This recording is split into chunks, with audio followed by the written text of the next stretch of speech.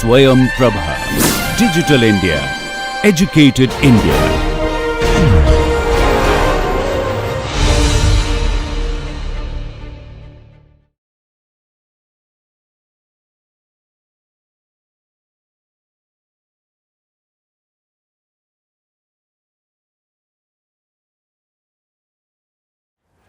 So, am I audible? Yeah, I have a very bad cough and cold, so I don't want to speak very loudly. But like last bench also I am audible. Okay. So, if you have any question, any doubt, please feel free to ask me, and after the lecture also you can feel free to ask me anything, like if you have any doubt. So, my today's idea is to give you an overall idea about the biomedical engineering, diagnostics and therapeutics, because most of the time, as I hope you are from that class 11, 12 standard, right? Okay, yeah. So, you are just going to go for the like your career path will start and you have to choose some of the subjects. So, yeah, that is the overall idea. Probably you will gone through different set of lectures. So, here I am going to introduce you what is biomedical engineering, what is the biomedical engineering do. So, like most of the time I heard from many students, especially when I teach BTech students who have just passed that just cleared the JEE and come for the BTech, mostly from the department of electronics or like aerospace or ocean engineering or sometimes computer science. They said that no, we don't like biology, so we don't want to learn anything of biology. So, so there are several divisions of biology. One example is biomedical diagnostics, biomedical engineering. Another division is biophysics, where you can contribute many like most of your knowledge. You don't need to learn biology in depth, but you need to learn more about electronics, you need to learn more about computer science, you need to learn more about robotics to come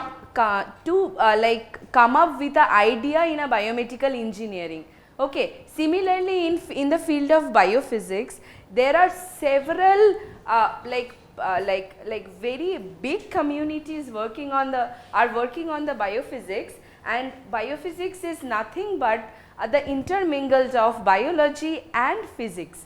Okay. So, you need to know in depth physics, then only you can do some of the problem solve of the biophysics. So, let us say if protein crystal structure, okay, if you wanted to know what is the structure of the protein, you can do several experiments like NMR and all. You do not need to learn X-ray crystallography, NMR and all.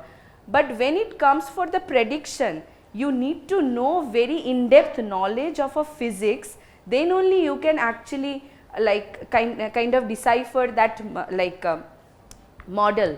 Okay. So, it's not only like when we talk about the biology, it's not only in-depth biology, there are several division also, like maybe someone more interested in a medical, wanted to go for medical, which is completely different. So, you need to know biology, you need to know anatomy, you need to know physiology for a human being. Okay. Similarly, there is a huge field of immunology who wanted to study about the immune system.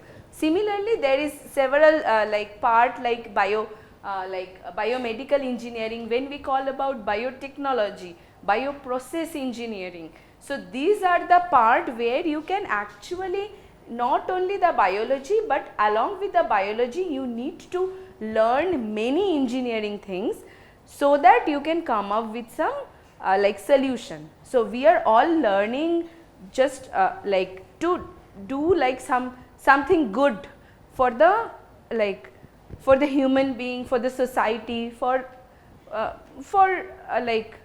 anything, for society, for the nature, anything we should do something good. Okay. So, if you don't really like biology, that doesn't mean that you cannot learn biotechnology or you cannot learn biomedical engineering.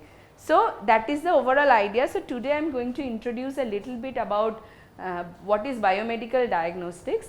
So, when we talk about the biomedical engineering, it is the application and the principle of problem solving techniques of engineering to biology. So, here in case of biomedical engineering, though the term biomedical comes first, but here most of the time we are actually introducing the problem solving techniques using engineering to biology and medicine. So, what is the usually a day of life of a biomedical engineer? So, they usually like some people, some biomedical engineer, they design, develop and test all the aspects of medical and surgical instruments. So, this you can understand this is an artificial hand, right. So, most of the time nowadays like in our old age, like when I was a kid, at that time people do not even think, even my mother's age, people do not even think of like walking if they do not have any leg or their legs is paralyzed, they do not even think of walking. They always have to use the wheelchair, but nowadays prosthetics are gone into another level. People are not only walking on their own using the prosthetics, they are actually running, participating in athletics. So, there are some separate athletics like program they are conducting, like marathon for the para marathon something called. So, that is because of the prosthetics, and prosthetics who made? That is the biomedical engineer people made these prosthetics. So, similarly there are several valves and all which we use. I will talk little bit about it. In 3 days probably I cannot finish everything.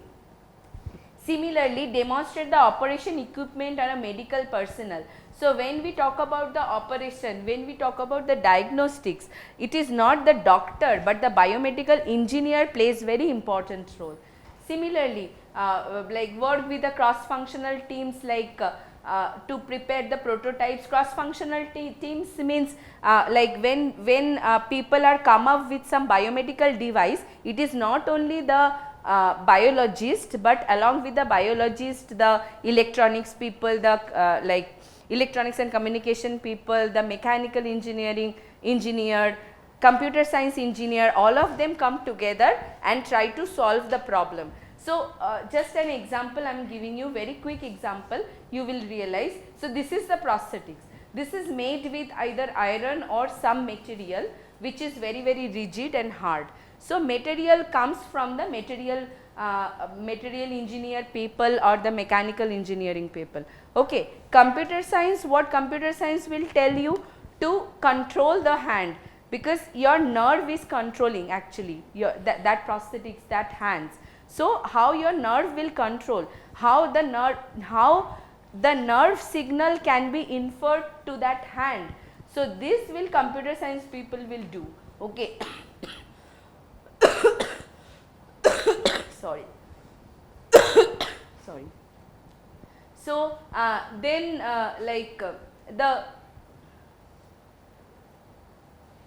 so electronics people are not coming in this, electronics people are coming. So, when they talk about the joint and all, so there are several electronic circuits is also associated with it.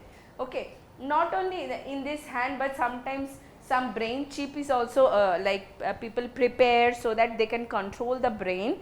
There mostly the electronics people are playing an important role. Analyze the failure, correction or preventive action response to the customer complaint. So, most of the time in your life probably you will heard your grandmother and all like probably suffering from knee pain, and doctor is suggesting the knee replacement or hip replacement. So, these are nothing but the biomedical engineering people are doing. So, similarly some of the test which we do it in a regular basis, that is also the one of the part of the job of biomedical engineer. So basically when we talk about the biomedical engineering, it is the association with all of the subjects. So medicine, electronics, information, mathematics, physics and biology. So you have to have all this like expertise together, then only you become a biomedical engineer. Yeah. Oh. Okay. Okay. So when we talk about the biomedical engineering, we have to talk about the biomedical diagnostics. Okay. So yeah. So biomedical diagnostics and therapeutics. So biomedical diagnostics deal with the study of procedure that provides information for screening, diagnosis and detection of diseases. So we will get to learn all these things. So when we talk about the biomedical diagnosis, so when we go for the biomedical diagnostics, that also a part of the job of a biomedical engineer. So it is nothing to like prepare the any kind of machine, but actually when you think about any kind of test, these tests are done using some machine, and that machine is specifically for that particular disease or particular samples, and then only we can come up with a solution. So basically biomedical diagnostics are also play very important role to design the any kind of like machine. So when we talk about the diagnostic procedure, first we want I wanted to discuss about the biochemical samples. So biochemical samples are the most common samples which people use for any kind of diagnosis. So if you are going through any kind of disease, or any of your relatives are going through any kind of disease, if you go to the doctor first asks to do the blood test or urine test or like sputum test, then it comes sweat, saliva, and then finally the biopsy. So what we can learn from the blood? So blood, actually if we go for the blood test, we can learn many things. First is the blood gas. Can you give can you guys give me an example of a blood gas? Oxygen and carbon dioxide, exactly. So we can actually analyze what is the percentage of oxygen present in our body, what is the percentage of carbon dioxide present in our body. Then some electrolytes.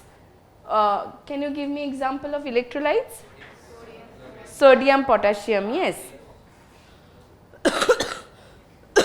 So it looks like you are already aware of.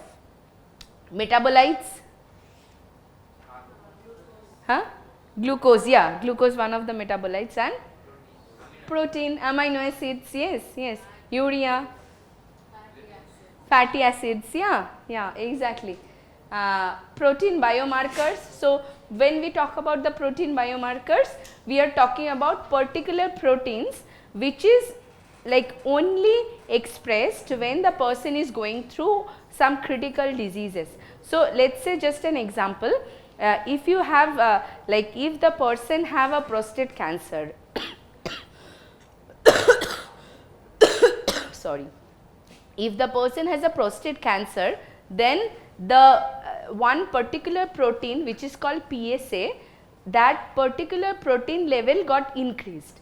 So if you don't know whether the person is having a prostate cancer or not, but you are speculating that probably the doctor speculating the person has a prostate cancer, then the doctor, before going through many more detailed biomedical diagnosis, they will first go for the protein biomarker test, that is a PSA test.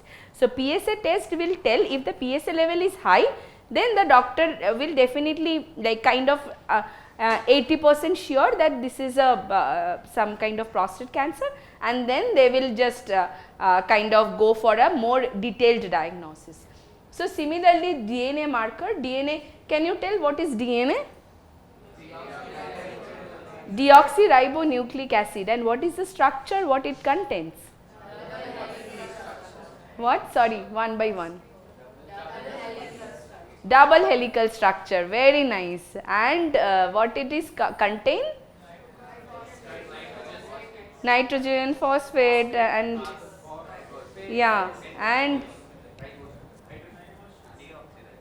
deoxyribose sugar, yeah. Hydrogen base, yeah. Nobody told nucleotides. What is the nucleotides? That is the main important part. ATGC, yes. See, right. U is for RNA, ATGC is for DNA, yes. So, we can actually do the DNA marker, DNA extraction also from the blood, and we can check if the person is going through any kind of genetic diseases, then we have to check the DNA and we have to check the like whether it is a some disease which is related to genetics or not, that we will come up from the DNA marker. Then we can actually check the toxins. Toxins mostly the body produce when the body has some kind of infections. So, if it is a bacterial infection or some kind of viral infection, the body start producing the toxins. So, if the toxins levels are high, then based on the toxins composition, the doctor can diagnose that okay, maybe the patient is going through a severe infection. Then there are some other foreign substances also. So, we will not discuss about it. So, what is the first thing, what is the complete blood count? When we talk about the complete blood count, we have to know what is the types of cells present in the blood.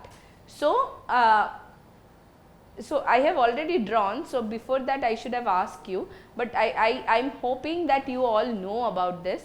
So, the blood mostly contain the red blood cell, lymphocyte, plasma, platelet, basophil, neutrophil, monocyte and eosinophil.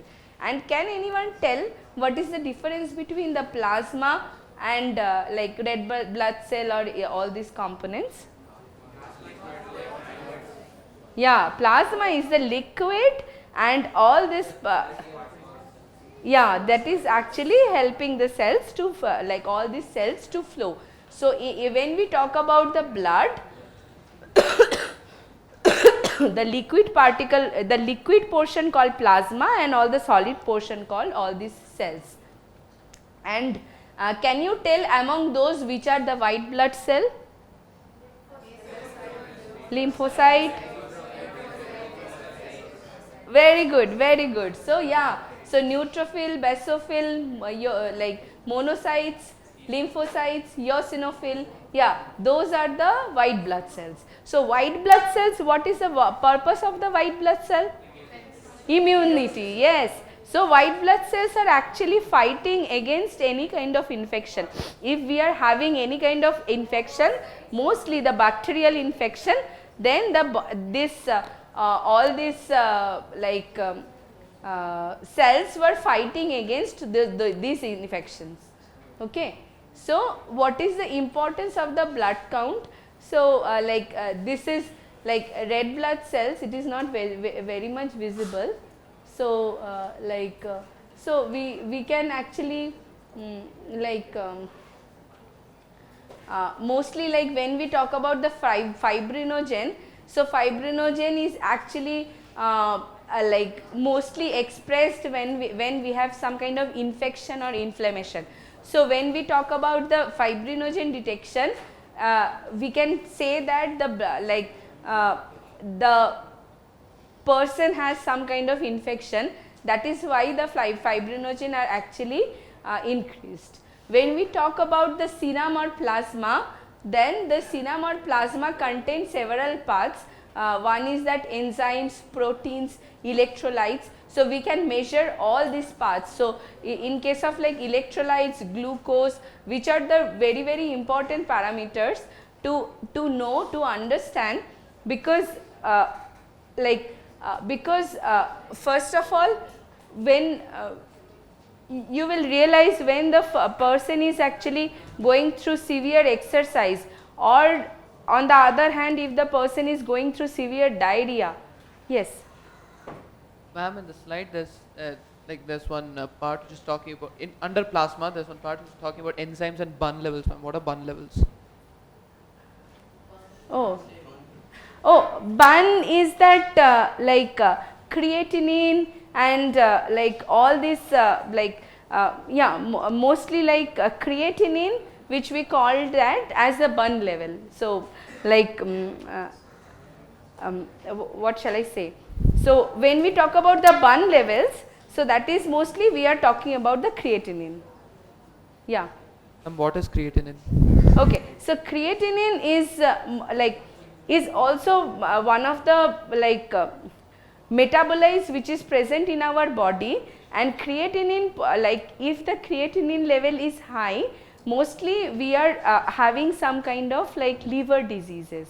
So when the person is having some kind of liver or kidney diseases, there what happened is that what is the purpose of a kidney? They are filtering, right? That is a filtration unit. So they are actually separating the urea and all the urine is separating from the blood, right? So basically what happened is that we are when we are talking about the creatinine level, so creatinine is one of the components similar like urea, which is also going into the urine part. Okay. So most of the time what happened is that if your liver is not functioning properly, then what happened, it is not able to filter all these things. So creatinine, or it is not able to filter the urea, or then the blood start increasing the creatinine level or uric acid level, okay, or the level of urea which is converted into a uric acid. So uric acid level or the creatinine level will help the doctor to diagnose maybe the person is going through some kidney or liver related diseases. Okay. So one level is a combination of creatinine, urea and all these things. Okay. And yeah, so that mostly we will get the enzyme from the cell organ, or using due to the tissue damage, so basically when the liver or kidney will not function, mostly this I will discuss probably, but what happened is that when the person is going through a fatty liver means that is a very common term, but fatty liver means some kind of fat deposition on the liver. So when the fat deposit on the liver, then or anything is deposit on anything, then you can imagine that the functionality of that particular organ will reduce. And when the functionality of the particular organ will reduce, it will not able to perform 100%. So then all this blood different kind of components will increase or decrease in the blood. Similarly, the white blood cells, so when the white blood cells changes, then it indicates that the person is going through the infection. Similarly, there are several components which are actually indicating that the person is going through the infection. So basically when you are suffering from a supposedly if you have any kind of infection, some kind of the doctor is thinking that it is a bacterial infection, the doctor will ask you to do the culture of a blood.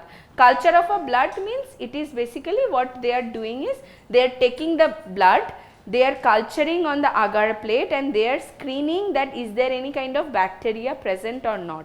Apart from that, apart from the actual culturing of the bacteria, and that culture takes quite a lot of time, and the culturing result is coming around almost 3 to 5 days. But apart from the culture, bacterial culture, the doctor can actually measure all these things. So they can quickly measure the white blood cell content, the fibrinogen content, and they can quickly say that white blood cell means neutrophil, eosinophil, basophil, monocytes, all these levels if it is increased, then definitely it is a sign of a infection. Then doctor immediately give you the antibiotic without waiting. Okay, because if you have an infection, bacterial infection, and if you wait for 5 days, then the infection will actually ended up with some kind of big problem. So infection can two way the infection can actually work.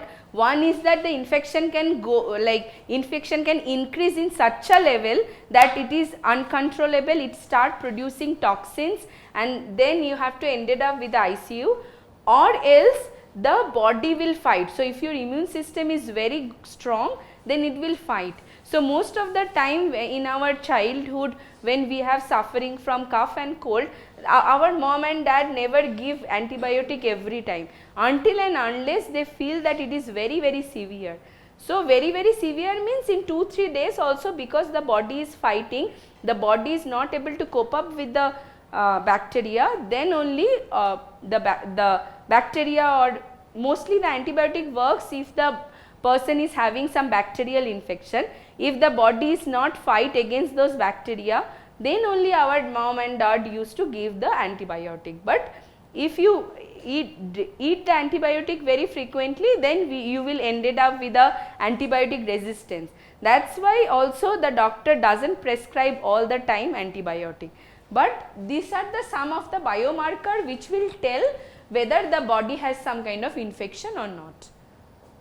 Okay. So when we talk about the blood count, so what are the blood related diseases? Some is the leukopenia, thrombocytopenia. So thrombocytopenia is leukopenia is that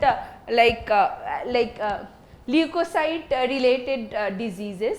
Thrombocytopenia is a thrombocyte related diseases, and thrombocyte is nothing but thrombosis is a mechanism where, like, let's say blood clotting, right? So if you are having any kind of cut, you will see that your body will itself heal that portion. But and what is how it does that? Because of the thrombocytosis, that procedure called thrombocytosis. But if your blood has blood is not having that particular component to do the thrombosis, then the blood is not going through the thrombosis. So if you have some kind of this diseases, thrombocytopenia, that means that your blood is not capable of doing thrombosis. So you have to have some additional medicine to make sure that if you have any kind of cut, it will actually heal on its own. Okay. So then myeloma is something related to the skin and all. Anemia, then iron deficiency, sickle cell anemia, this is another version which is sickle cell related anemia, then thalassemia, acute chronic leukemia, liver disease, diabetes, and myxedema. So myxedema is also skin related diseases. Okay. So all these are the names of different diseases which is speculate or understand using this blood count method. So these are the normal values of the blood, like red blood cell, white blood cell, platelets, hemoglobin, neutrophil. So and also if you just pay attention, you will see that the normal value for male is a little bit different than the woman, and there are several parameters also associated with it.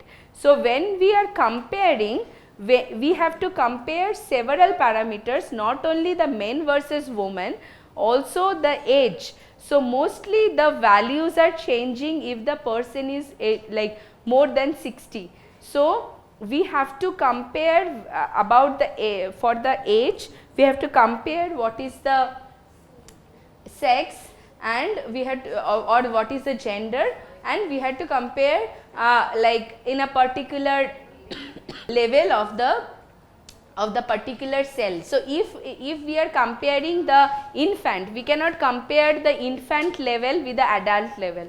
So we have to compare. Yeah. What is MCV on the slide?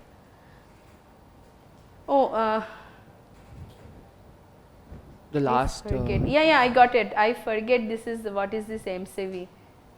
I'll let you know tomorrow. Sure. Huh? I don't want And to tell the you unit something. also FL. Huh? FL, the unit. Yeah, FL. Yeah, this is something called like fluorol. I forget. It's something probably that volume something volume. I'm not sure. I will check. Is it mean cell volume? Huh? Is it mean cell volume? Mean cell volume. Yeah. Mean cell volume. Yeah, that's why. Thank you. Yeah, this is a mean cell volume. So basically, when we talk about the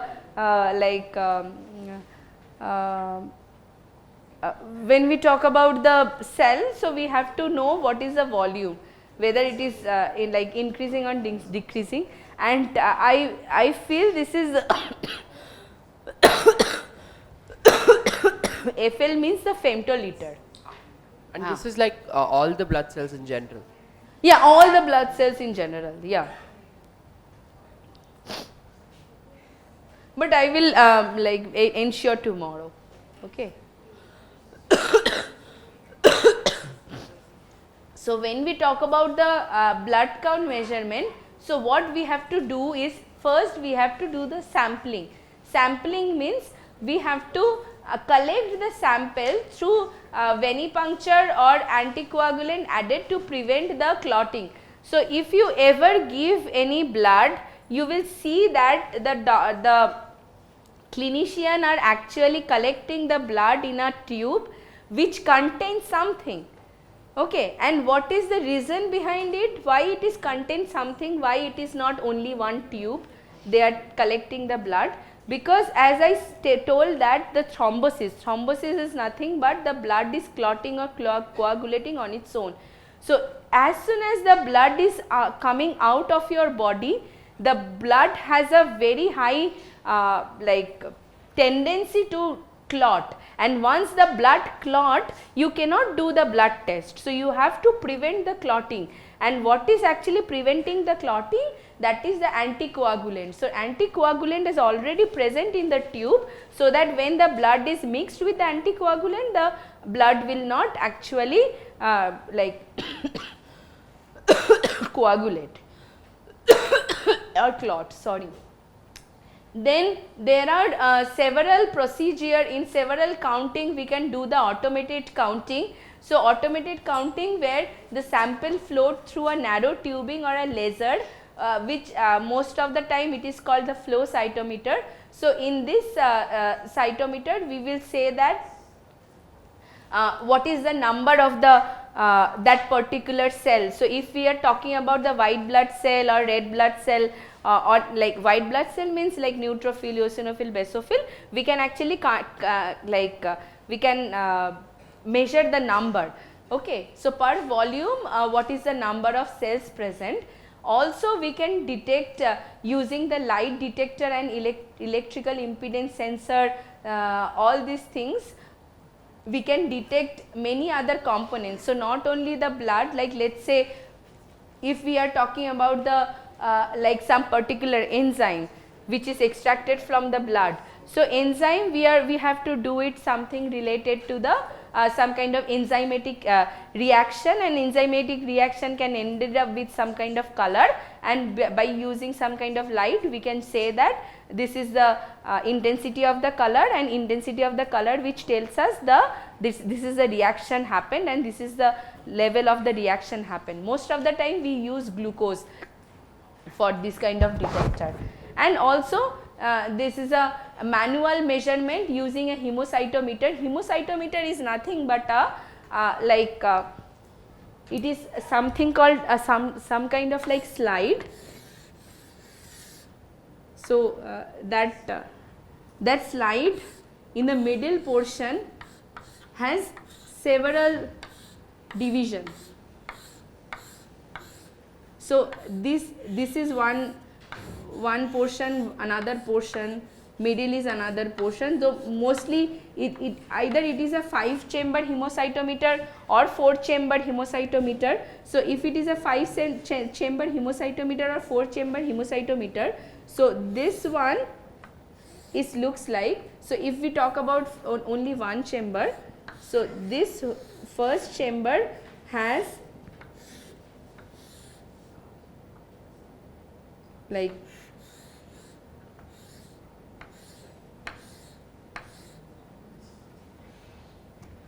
so 5 cross 5 chambers, and actually on top of this slide you are putting one covered glass. So the volume is also, whatever volume can go inside the cover glass is fixed. So then under the microscope we can count how many cells are present. So let's say I ended up counting 100 cells, and I am actually like putting like 200 microliter of sample. Okay, so 200 microliter of the sample contained, it is not contain 100 cell, because only in one chamber we are calculating. 200 microliter is containing the whole chamber, right? So we are calculating only in one chamber what is containing. So we can calculate if one chamber containing 100, then 5 chamber containing 500. So 500 cell in 200 microliter sample. Similarly, we can on the other hand, we can actually we know that in like what is the volume of particular hemocytometer based on the design. We know particular chamber also contain how much amount of sample. We have to inject 200 microliter, but it is already pre-calculated based on the size, like based on the size, dimension and the height between this hemocytometer and the glass on top. So there is some kind of very thin gap. So it was already pre-calculated that how much volume can contain in this region. So let's say in this region it only contain like 40 microliter. I am just giving you an example. So 40 microliter contain 100 cell. So we can calculate cell per ml. Yeah. Yeah. Ma'am, if we want, can we have lesser number of cells at a time also, or is it compulsory to have 200? No. Whatever number of cells. So I just say that 100, but you can say that X number of cells. X can be anything. Okay. And you're given that measurement, right? 80 to 94 femtoliters. Femtoliters. So that means into X number should give you a maximum of 200. No, but if that is a femtoliter volume. That is a volume of individual cell. Okay. So it is separate. So here we are talking about the number of cells. Number of cells. So 1, 2, 3, 4 number of cells, and there we are talking about individual cell volume.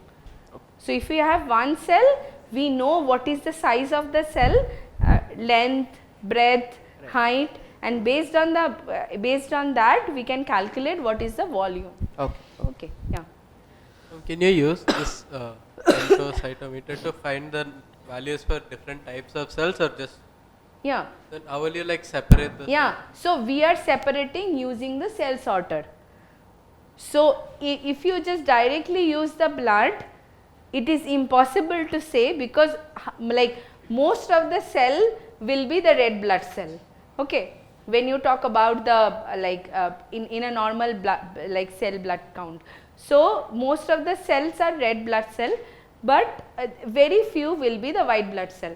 So we cannot actually calculate the white blood cell from this hemocytometer. We can calculate, but it will be like very high error of margin.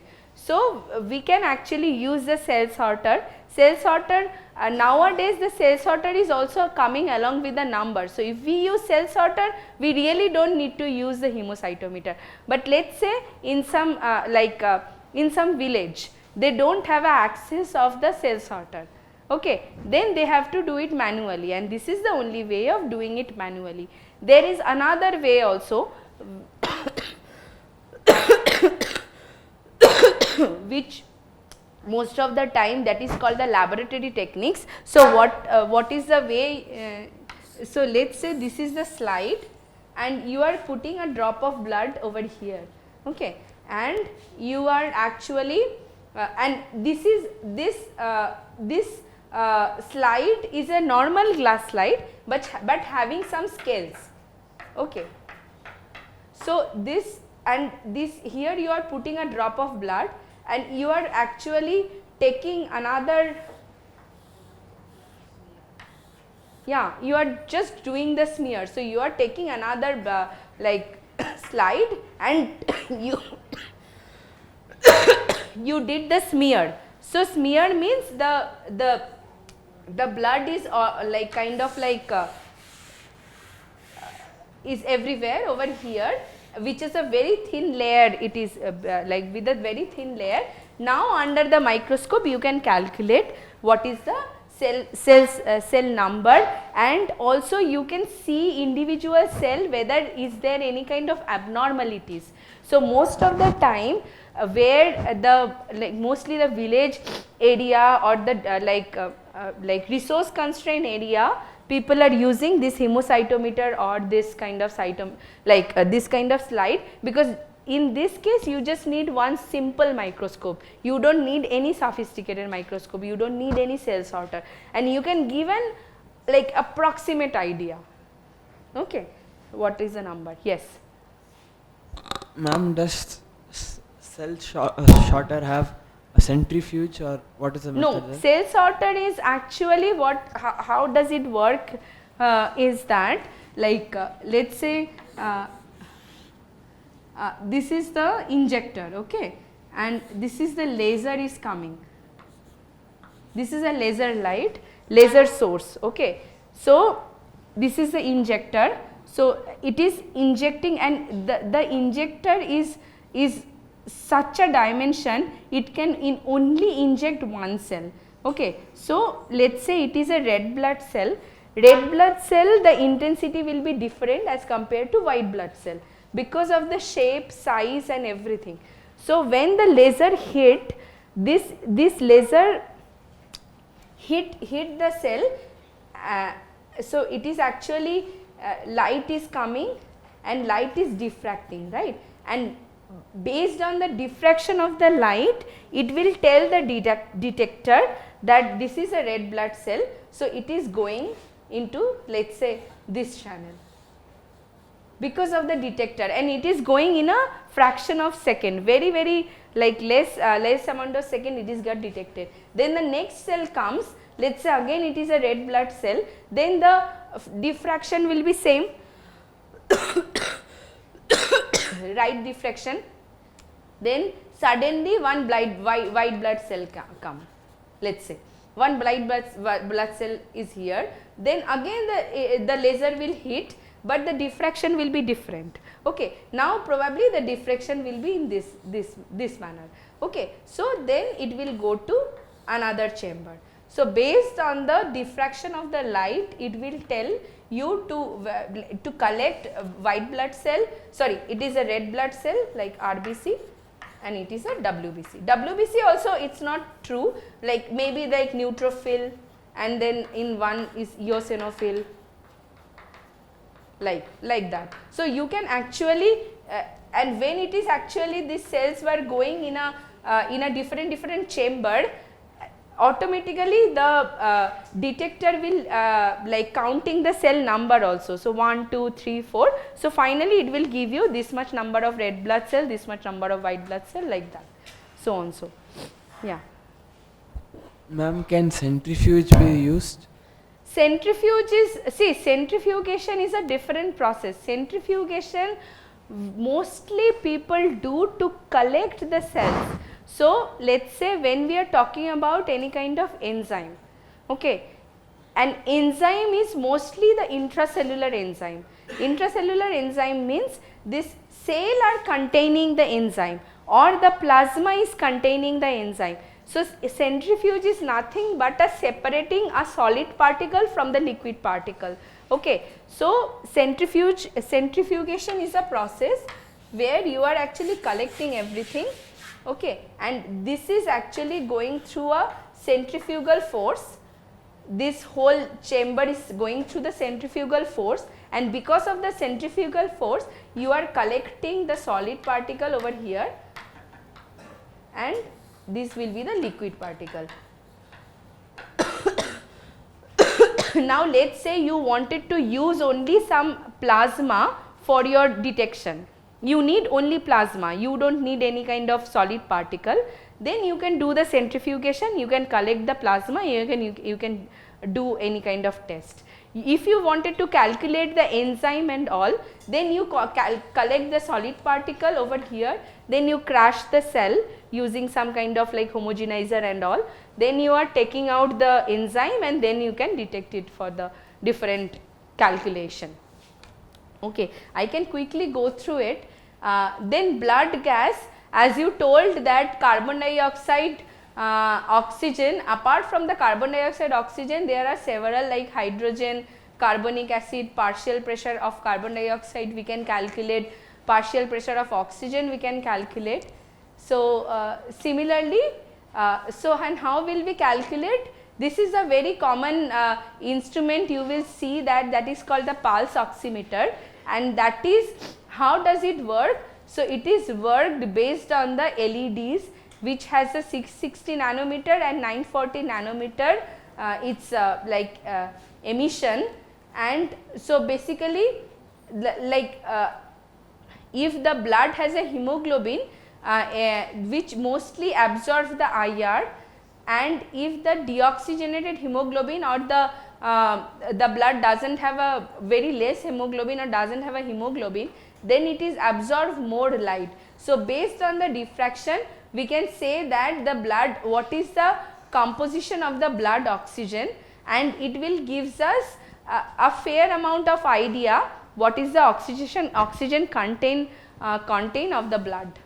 Okay, and which is very important mostly nowadays, as we are suffering from a COVID and we just only recover from the COVID, and this oxygen saturation parameter is very important to tell you that your blood is actually like having, like if your blood having less than 90% oxygen, okay, then the body will suffering from many other diseases, then you will ended up with some more problem as compared to like in general. So, doctor was always saying us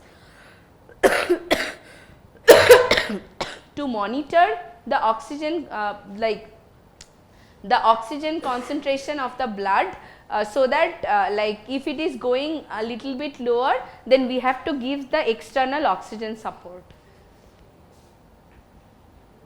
So, electrolytes are that different kind of like you have already told sodium, potassium and chloride and like chlorine, and also calcium, magnesium, all these things, and this will tells us what are the importance of the different electrolytes, and also if your body is not sufficiently contain the electrolytes, your body will feel low, the body will feel dizzy and all. Maybe I should stop, right? Okay. So, the body will feel dizzy or body will feel low, and because of this electrolytes, okay, and electrolytes, so that is why the electrolytes contained are very important. And also if you are if you are suffering from diarrhea, most of the time the doctor asks us to give take ORS, and ORS is nothing but the all like oral rehydration solution. Okay. So, basically all these electrolytes components were added, and when you mix in a water, you can actually drink the water, and then it will kind of like saturate the electrolytes in your body. And also if you are feeling dizzy or if you are doing rigorous exercise, then the doctor always asks us to drink some kind of electrolytes like Gatorade or like Glucon D or some electrolytes, which is to stabilize the body. Okay. So, these are the like normal composition, you do not need. So, what are the if the person has a increase amount of sodium or the decrease amount of sodium, then what happened? Increase amount of potassium, decrease amount of potassium, what happens? So, if the person has a increase amount of sodium, then it's called hypernatremia. This disease called, and this is nothing but a kidney disease, which is because of the like diarrhea or vomiting, loss of water. And similarly, if it is increase means hyper, decrease means hypo. So, hyponatremia, when you will ended up with a congestive heart failure, burn victims, mostly they are facing for that hyponatremia. Okay, if the person is a burn victim, or if the person having a kidney or heart like kidney related disease or heart related disease, then it is mostly because of the like that patient having the decrease of the sodium. Similarly, decrease of the potassium will ended up with the hypoalkemia, and in case of increase it is hyperalkemia. Similarly, chloride is hyperchloremia and hypochloremia. Okay, this is the name, but you just have to understand. And mostly these electrolytes were using some kind of like potentiometer, using the ion sensitive electrode. So, when we talk about the potassium or sodium, that is the ion. So, we have to use some electrode to detect those particular ion. Okay. So, that is why we are using this kind of electrodes, and this is some kind of like calculation. And when we talk about the metabolites are mostly like sugar, nucleotides, amino acid, lipids, or lipids or so. So, when we talk about the metabolites are mostly coming from the food. So, all the food supplement will gives us, like when we talk about the protein deficiency or when we talk about the iron deficiency, the doctor will always ask us to give some eat some protein rich food or some kind of like iron rich food, fruits, vegetables most of the time, and that will help us to subsidize some of the metabolism related problem. If the food is not sufficient, then we have to end it up with the drug metabolism. So,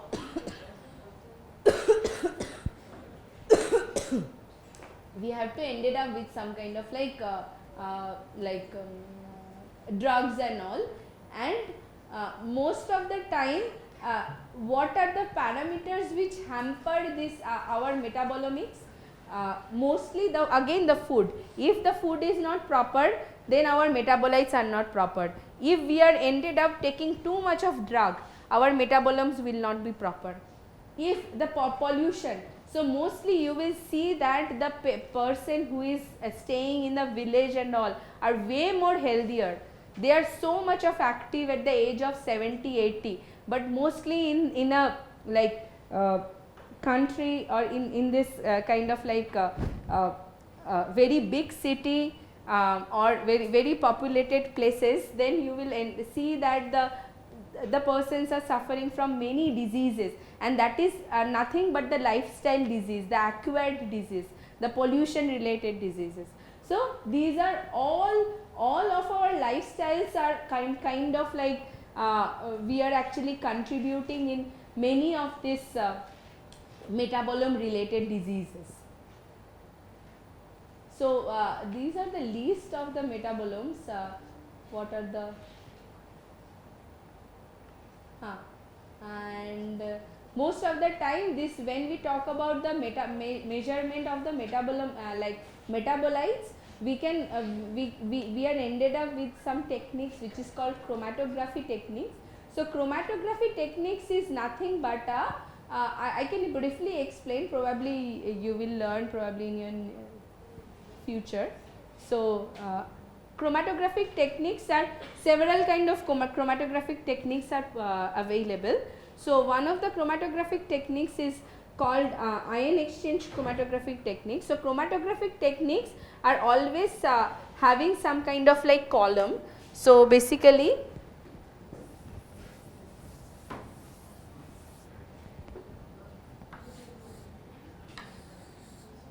So you have some kind of like column.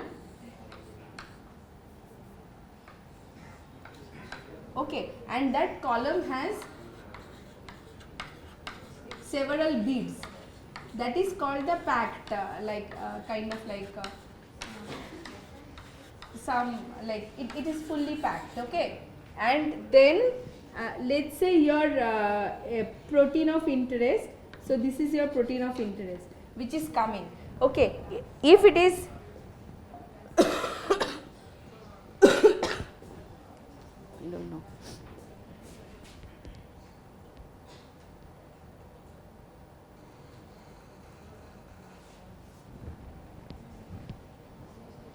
Yeah, so if it is, so when we talk about the ion exchange chromatography, so this, let's say our protein is a negatively charged, okay, and all these columns, all these beads are positively charged. So what happened is that our protein is not only the pure protein, but it contains many different kind of other metabolites also. So when it is, so we have to choose based on the protein characteristics, we have to choose the column. So basically this negatively charged will attach with the positively charged and all the other will come into the elute, right? And negatively charged will attach with the positively charged, and then you have to, like in the next step, what you have to do is, in that column you have to actually flow some discharge material so that it can break this like negative and positive interaction. So then you will ended up with collecting all the negatively charged over here. Some solution which will actually break the bond. So similarly, when we talk about the size exclusion chromatography, based on the size we are actually collecting. So what happened is that the smaller size and bigger size can be like, then again it is a packed bed, and based on the size of the solution, based on the size of the molecule, we can collect the bigger size first and the smaller size later. So why the bigger size first? It is why the bigger size first? Because the smaller size can go into this kind of like junction, but the bigger size has a very big specific gravity, so it will come, the bigger size will come first and then the smaller size will come later. Okay. Again you have to pass some kind of solution to collect the smaller size. So these are some of the chromatographic techniques. And last I just wanted to mention this glucose monitoring or biosensor. This is nothing but the change of the color. It will change of some kind of enzymatic reaction. So enzymatic reaction, what happened in this case? So glucose is actually, okay, I am not able to, anyway. So this glucose, because of this enzyme glucose deoxidase, this glucose is converted to the gluconate, and glucose oxidase will converted to the glucose reductase, okay, glucose oxidase or glucose reductase, okay, and then it is actually from oxygen to H2O2, and this electrode, pH electrode is detecting this conversion, glucose oxidase oxidase to glucose reductase. It is this conversion is actually this machine is calculating, and if the blood has a very high glucose, then the conversion will also be very high. If the blood has a very low glucose, then the conversion will be very low, because it is an enzyme substrate complex. So based on the conversion, the monitor will give us what is the glucose content. Okay, so here it is given 104. If the glucose content of the blood is around 200, then it will give you 204, because more glucose oxidase was converted in a glucose reductase. Okay, so based on this conversion on the enzymatic reaction, this glucose monitoring or biosensor works. Okay, so this is the end of this today's lecture. I have already taken quite a lot of time. Yeah, if you yeah. So I wanted to stop over here, and if you have any question or anything, you can ask me tomorrow also before the class, or or you can send me email also.